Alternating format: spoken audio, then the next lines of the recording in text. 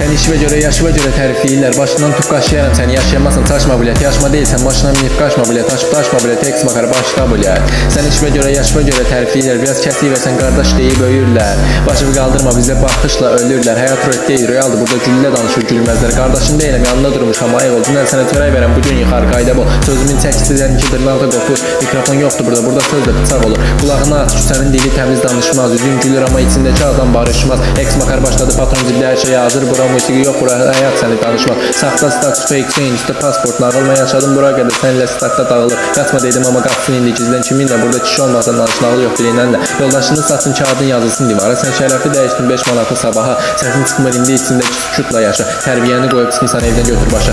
TikTok videosunda gangster reallıqda toypa. Mənim bir baxışım bəs səni sükuta qoyar. Rap eləmirəm, nəfəs alana bu mənim tərcim. Sözlərim silah ağlın yoxdur, dayan itərsən. Əllərində telefon, klavye qəhrəmanı. Gecə küçədə görsən dəyişər qanunu. Bizim yol asfalt deyil, izimiz qalır torpaqdan. Bilet dediyin sətilə səni tərs uzaqdan.